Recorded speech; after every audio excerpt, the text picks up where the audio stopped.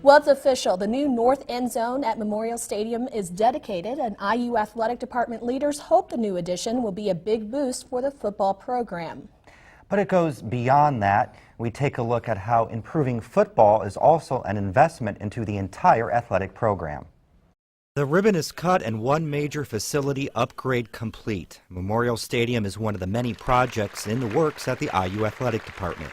We're going all around the country to look at schools that represent themselves to have the best celebration of their college sports, whether it's North Carolina basketball or Florida football, and we want to be the best. We want to be the new standard. The new North End Zone boasts the largest athletic weight and conditioning center in the nation.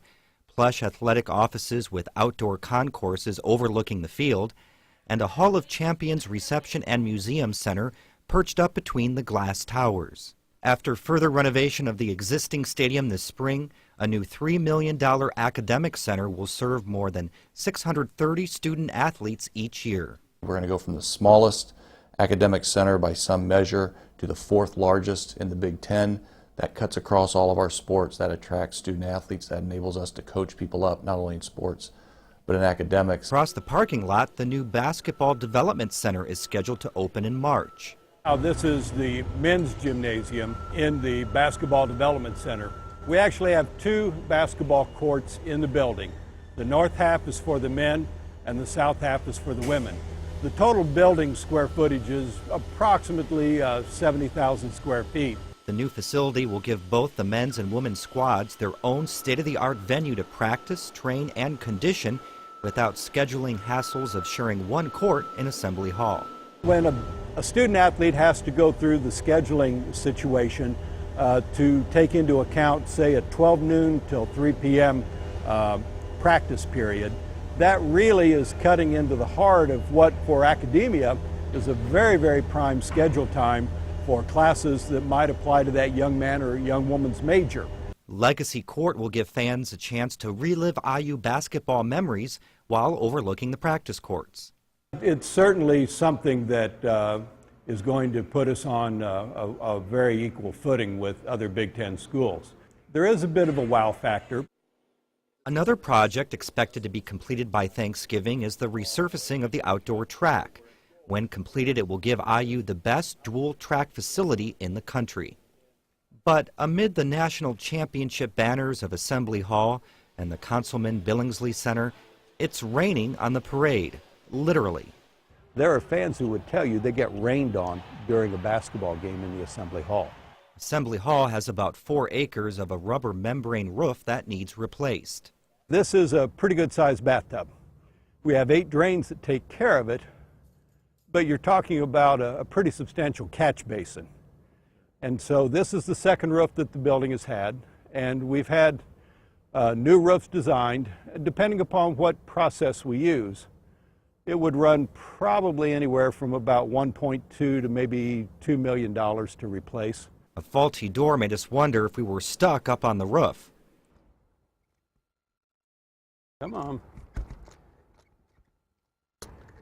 We'll walk back down to the other end. This doesn't want to open. Isn't that a good sign? You know, doesn't want to let us out of here.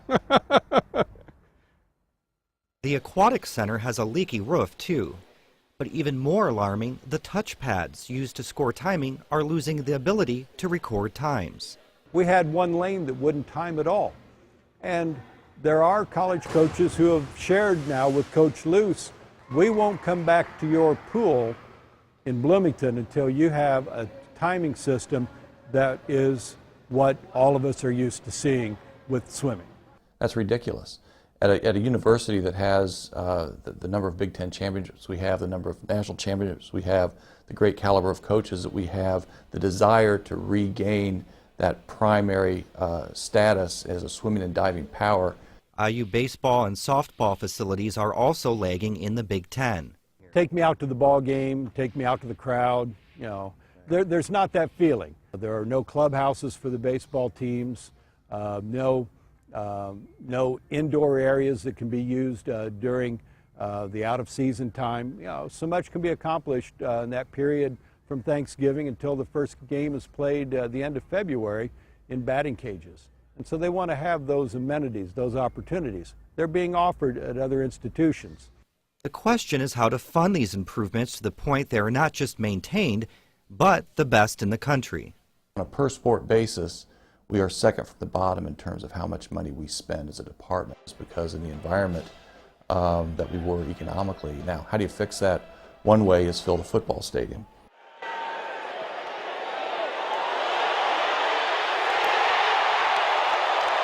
People say, geez, you seem to be spending an awful lot of money on football. I plead guilty to that, not only because it's important for football, but because it's important for the rest of our programs. Our money is all of our own. We either earn it through ticket sales and sponsorships, or we ask for it from our donors. There's no general education money. There's no General Assembly money.